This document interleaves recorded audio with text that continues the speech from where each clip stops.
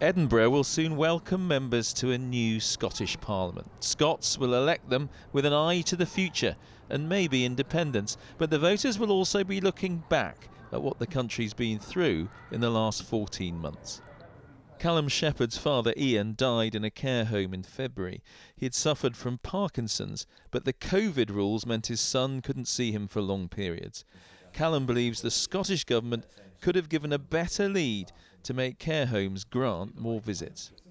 I feel like what we didn't do was treat those people as individuals. We were looking at the overall numbers for infection rates, and we didn't really consider what other damage was being done to individuals at the end of their life. Like my dad, it robs you to a degree of your ability to say goodbye to them, and I guess for them to say goodbye to you.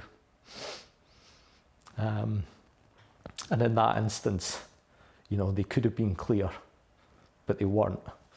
With her daily briefings, Nicola Sturgeon put herself at the centre of her government's response to the crisis. Good afternoon. Thank you very much for tuning in today.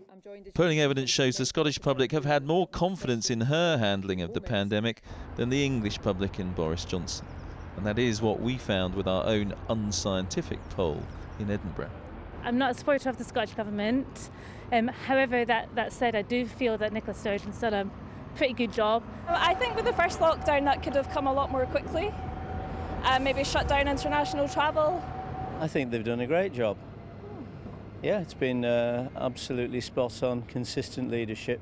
This public health expert says that once you've allowed for the different sizes in the populations, Scotland does seem to have done better than England on the number of those dying. In the first wave, sadly, England is at the top of the league table with the highest number of excess deaths. Scotland actually is not far behind, but had slightly fewer. And then if you look at the second wave, England fared better, 7 to 8 points, lower down the scale, which is sadly Eastern European countries hard hit. But again, Scotland had fewer excess deaths overall. But experts are reluctant to say that's because of anything the Scottish Government did. Instead, they point to factors like the dispersed nature of the population in Scotland, the fact that London was such an epicentre of the disease, the fact that the pandemic came later to Scotland.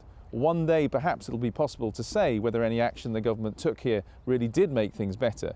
But for now, it seems to be simply too soon. COVID has been a test for Scotland and its government. In just over 2 weeks, Scots can deliver a verdict on who has passed and who has failed. Andy Bell, 5 News, Edinburgh.